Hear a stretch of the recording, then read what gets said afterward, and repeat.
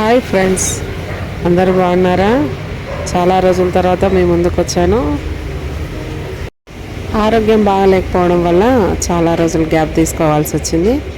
ఈరోజు మన టాపిక్ దత్తాత్రేయ దర్శనం. గాన్గాపూర్ కర్ణాటకలో వెలిసిన దత్తాత్రేయ స్వామిని దర్శించుకోవడానికి ప్రజలు తండోపతండాలుగా కర్ణాటక వెళ్తుంటారు.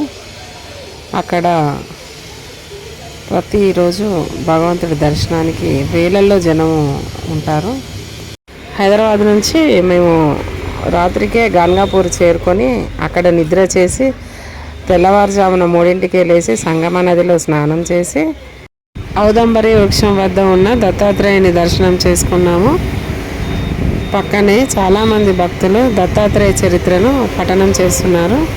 వారితో పాటు మేము కాసేపు కూర్చొని దత్తాత్రేయుని మననం చేసుకున్నాము. కొంత దూరం ప్రయాణం చేసిన తర్వాత దత్తాత్రేయ టెంపుల్ వచ్చింది. అక్కడికి వెళ్ళి దత్తాత్రేయ పాదుకలను దర్శనం చేసుకొని పక్కనే ఉన్న ఉపాలయాలను కూడా దర్శించుకున్నాము. కాసేపు కూర్చొని దానం చేసుకున్నాము.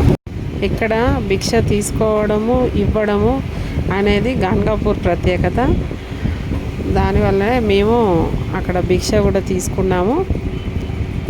చాలామంది గుడి ముందర చుట్టుపక్కల ప్రాంతాలలో అరటి పండ్లు, స్వీటు, భోజనాలు అలా ఎవరికి తోచిన విధంగా వాళ్ళు భిక్ష ఇస్తారు, తీసుకుంటారు. భిక్ష తీసుకున్న తర్వాత గుర్రపండి ఎక్కి పక్కనే ఉన్న శనీశ్వర ఆలయానికి వెళ్ళాము. శని దర్శనం కూడా చేసుకొని పక్కన ఉన్న ఉపాలయాలలో అక్కడున్న దేవతలను దర్శించి పునీతులవుతారు. అమావాస్య, పౌర్ణమి దినాలని ప్రత్యేక దినాలుగా భావించి భక్తుల రద్దీ ఎక్కువగా ఉంటుంది. మధ్యాహ్నం 12 గంటల సమయంలో హారతికి ఆలయంలోకి భూత ప్రేత పిశాచాలు, మానసిక రుగ్మతలు, అనారోగ్య సమస్యలు ఉన్నవారిని ఎక్కువగా దత్త దర్శనానికి తీసుకొని వెళ్తే మంచి జరుగుతుందని ప్రజల నమ్మకం.